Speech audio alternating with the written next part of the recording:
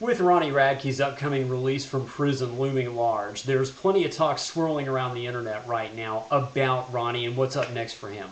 What will the new band and the new material sound like? When will they be going on tour? And just that whole sort of thing. Most of this talk comes from two different places. On the one hand are the longtime Ronnie Radke fans, and their rationale kind of goes like this. He made the band escape the fate. They owe him everything. Without him, they are nothing. And his new CD is going to prove all of that and more. And they usually add as an afterthought, by the way, Escape the Fate today sucks, and Craig sucks even worse. That pretty much sums up their rationale. On the other side of the coin are the current fans of the band Escape the Fate.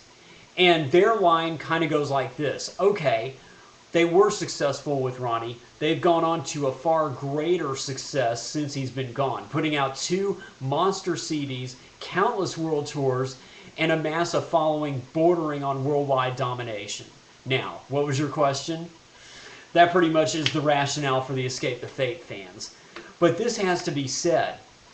The fact that Ronnie could inspire such a heartfelt devotion in his fans to the point that they would carry the torch for him for 2.5 years while he's been in prison, that's a strong and powerful statement to the aura and the energy and the personality that is Ronnie Radke.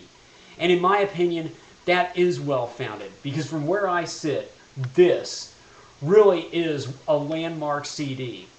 It's on a very short list of, I think, one of the very best to come out of the last 10 years, because it was so completely different from anything that ever came down the line before, and it's become the prototype for much of what's come down the line since.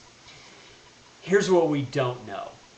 We don't know what sort of an effect Ronnie's prison experience has had on him as a person, because at the heart of it all, if you strip away the rock star status and the aura and the energy, the creativity, the whole thing, set all of it off to the side for just 1 second, what you're left with is he is a real person, just like you and me. And to go through an experience like that will take a toll on anybody. So none of us really know what sort of a state he's going to be in as he comes out. Personally, I stand ready to embrace the new material. I can't wait to hear it. I'm ready to support it. I'm ready to talk about it up here. I'm ready to go to the shows, the whole thing. One thing I don't plan to do, however, is to listen to it and try to compare it to this, because I love this version of Escape the Fate as well. And in fact, I just might love Craig Mabbitt even more, just because I had a chance to meet him. And that night, he was so cool to hang out with. He treated me like I was the rock star, when it was so totally the other way around. So, I just might be even more in the Craig Mabbitt camp. I freely admit that to all of you. But that's not my real point anyway.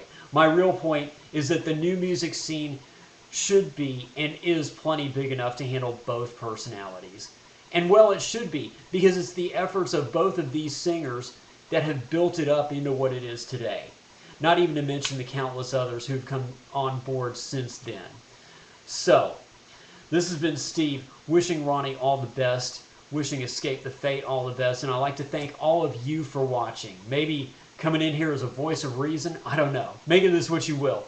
But I really do appreciate it, and I look forward to seeing everybody up here once again very soon. Steve out.